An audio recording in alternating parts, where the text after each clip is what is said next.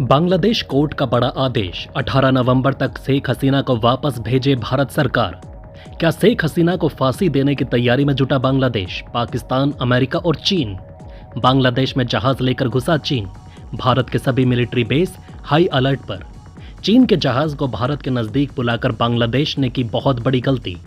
तीन तरफ से भारत की गोद में बैठे बांग्लादेश ने अब पाकिस्तान की गोद में बैठने की शुरू कर दी तैयारी। बांग्लादेश क्यों मिटा रहा भारत से जुड़े इतिहास के सभी चैप्टर?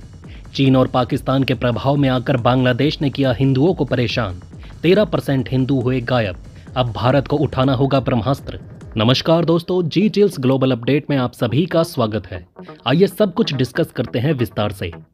बांग्लादेश में चीन की मौजूदगी भारत के लिए एक बड़ा सरदर्द बन चुकी है।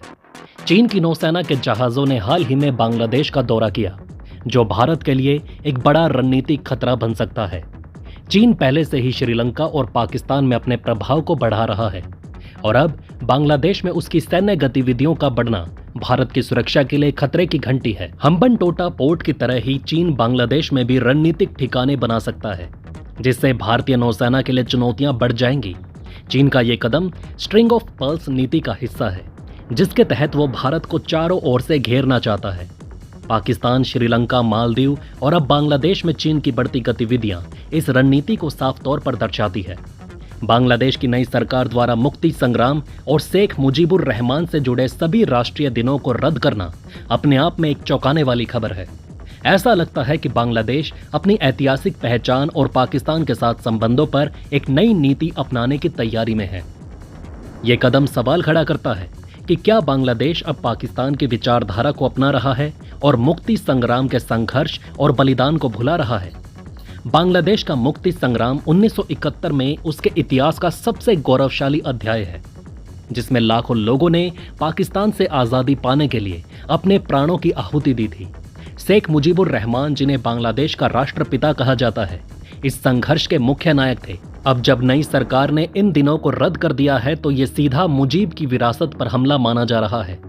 ये कुछ ऐसा ही है जैसे अगर भारत में किसी सरकार ने गांधी जयंती या स्वतंत्रता दिवस को ही रद्द कर दिया जाए। सोचिए जनता का क्या हाल होगा। लोग यही मानेंगे कि अब सरकार उस ऐतिहासिक संघर्ष और बलिदान की इज्जत नहीं करती जिसने देश को आजादी दिलाई। इस कदम से साफ तौर पर यह दिखाई दे रहा है कि बांग्लादेश में पाकिस्तानी विचारधारा का प्रभाव बढ़ रहा है। बांग्लादेश में कई इस्लामी चरमपंथी गुट आज भी पाकिस्तान के साथ गहरे संबंध रखते हैं।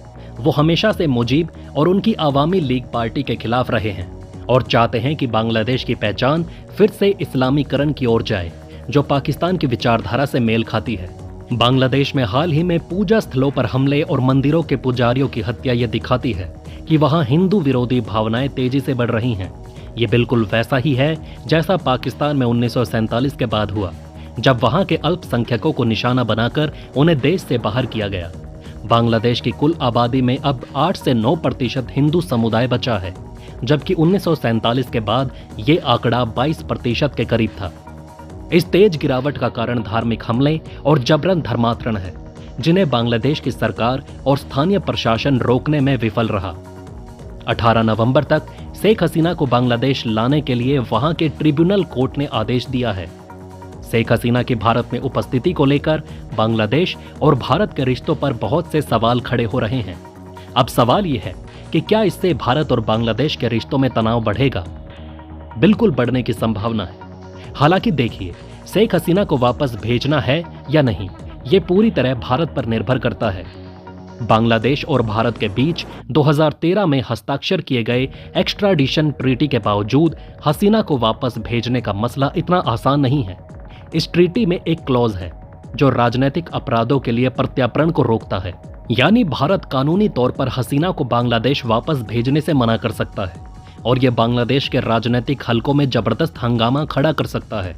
अगर भारत शेख हसीना को प्रत्यार्पित नहीं करता तो इससे बांग्लादेश में भारत विरोधी भावनाएं उभर सकती हैं और हम ये भी जानते हैं कि बांग्लादेश चीन के साथ भी अपने रिश्तों को मजबूत रखने की कोशिश कर रहा है।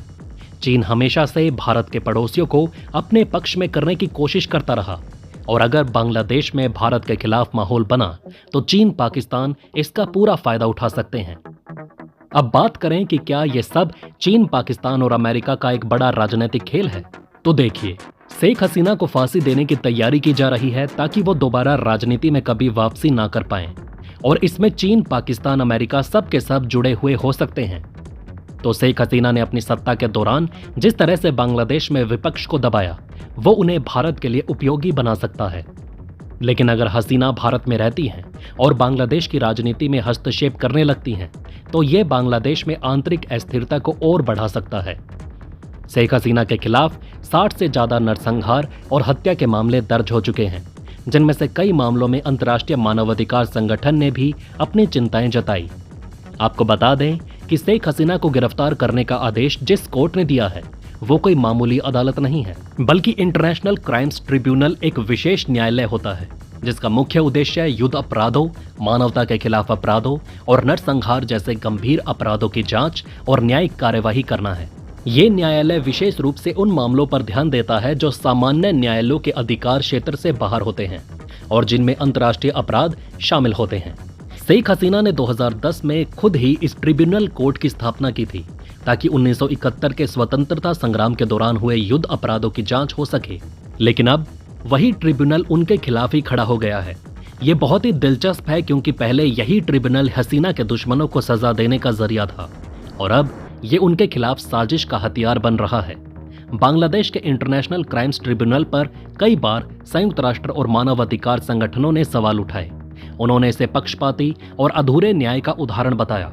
इसका मतलब ये भी है कि ट्रिब्यूनल को राजनीतिक लक्ष्यों के लिए इस्तेमाल किया जा सकता है, जैसा कि हसीना के मामले में भी देखा जा रहा है। अगर इंटरनेशनल क्राइम्स ट्रिब्यूनल उन्हें दोषी साबित कर देता है, तो यह उनके राजनीतिक करियर का अंत हो सकता है। ये भारत के लिए झटका होगा, जबकि चीन, पाकिस्तान, अमेरिका के लिए बड़ा फायदा। जैसे 1980 में पाकिस्तान में जुल्फिकार अली भुट्टो को उनके राजनीतिक विरोधियों ने एक साजिश के तहत फांसी दिलवाई थी, ठीक उसी तरह हसीना के खिलाफ भी ये साजिश हो सकती है ताकि उन्हें राजनीति से हमेशा के लिए बाहर कर दिया जाए। अब आइए समझते हैं इंटरपोल का खेल। शेख हसीना की इंटरपोल के जरिए संभावित वापसी बांग्लादेश की राजनीति में बड़ा उथल पुथल मचा सकती है। उनका शासनकाल हमेशा विवादों में रहा, जिसमें जबरन गायब करना, विरोधियों की हत्या और मानव अधिकारों का बड़े पैमाने पर उल्लंघन शामिल है। अगर उन्हें इंटरपोल के माध्यम से बांग्लादेश वापस लाया जाता है तो जनता का गुस्सा फिर से भड़क सकता है, जिससे राजनीतिक अस्थिरता बढ़ेगी। इंटरपोल, जिसे 1923 में स्थापित किया गया था, एक अंतर्राष्ट्रीय संस्था है जो विभिन्न देशों की पुलिस एजेंसियों के बीच आपसी सहयोग और समन्वय का काम करती है। इसका मुख्यालय फ्रांस के लियोन में है और इसके लगभग 195 सदस्य देश हैं। इंटरपोल किसी भी देश की पुलिस का हिस्सा नहीं होता, बल्कि अपराधियों की तलाश और प्रत्यार्पण में मदद करता है।